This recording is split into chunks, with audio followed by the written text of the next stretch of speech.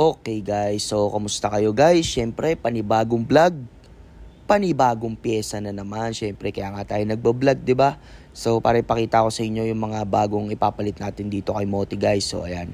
Pakita ko lang sa inyo itong RCB S1 clutch at itong RCB S1 FL brake master natin guys. At itong RCB caliper natin guys. S-series ata to guys. So, ayan. Papalitan natin yung RCB S-series caliper natin nitong, syempre guys, medyo didiin tayo. So, ayun, papakita ko sa inyo guys. So, ayan siya guys. So, ayun, medyo nagka-budget tayo guys. So, bumili tayo nitong Brembo Stylema caliper. At ito naman yung ating TWM clutch lever guys. So, pangkaliwayan guys. At ito yung Brembo Stylema caliper natin guys na may kasama ng GR5. Syempre in order ko yan kay JR Mario. At kasama na rin itong Kaita bracket guys. So yung bracket na yan guys, Indo bracket yan, made in Indonesia yan. At yung bracket na yan talaga yung swak para dito sa ating Kaita front shock guys. Tapos ito namang pangkanan natin ay yung Brembo RCS 17 guys. So ayan, nabili ko nga pala yan kay Lance Orig guys. So ayun, tara na.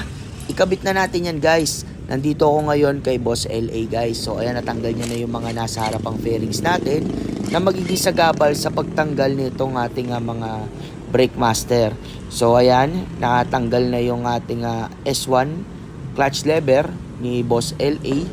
Siyempre guys, alam kong excited kayo at mas lalong excited ako guys sa kalalabasan nitong Honda Click natin guys. So ayan, nakabit na yung ating TWM clutch lever guys. So ayan, pakita ko lang sa inyo yung itsura.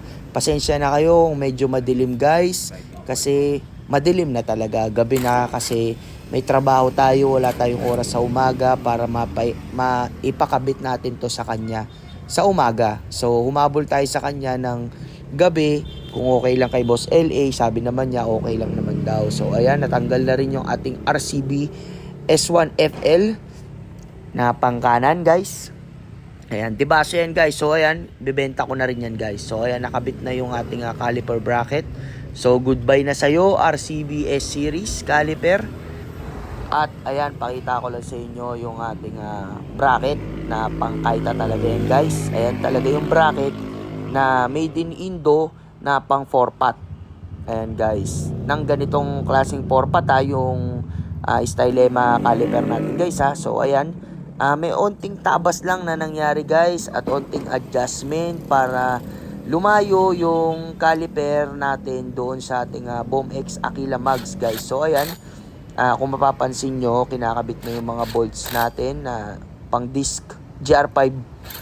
So may mga nakalagay na washer dyan sa likod nyan guys ng disc na yan para nga hindi tumama at medyo lumayo yung clearance nung ating Stylema caliper doon sa mags, at kasi nga tumatama guys.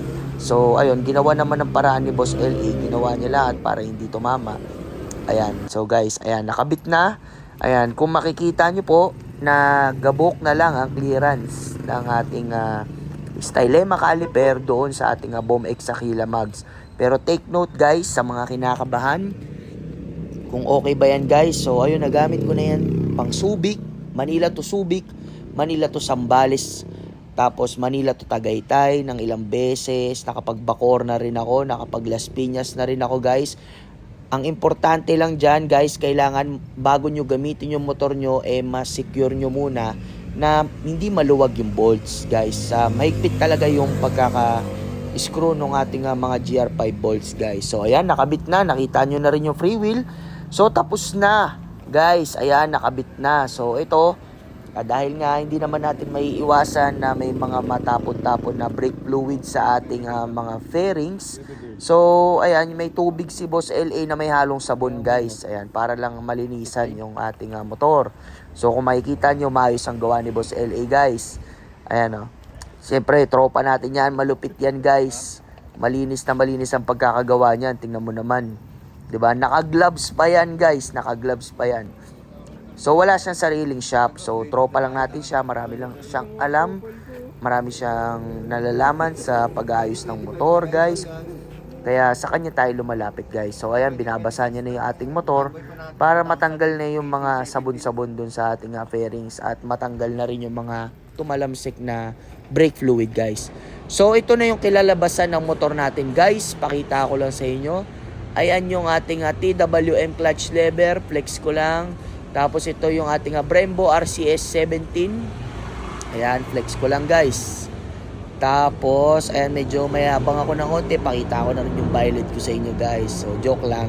Ayan yung ating Brembo Stylema caliper guys. Ayan. O, di ba? So, ayan guys. Tapos, ayan yung mga ibang pyesa natin. Ayan guys. Ayan, naka-salaya center stand na rin tayo. Side stand. Tapos, ayan, abangan nyo guys. Papalitan ko yan. Gagawin ko yung C0 na crankcase cover guys. Ayan. Flex ko lang yung mga GR5 bolts natin. Pati yung pipe guys, abangan nyo, papalitan ko yan guys. So ayun, sa susunod, panoorin nyo pa. Maraming salamat.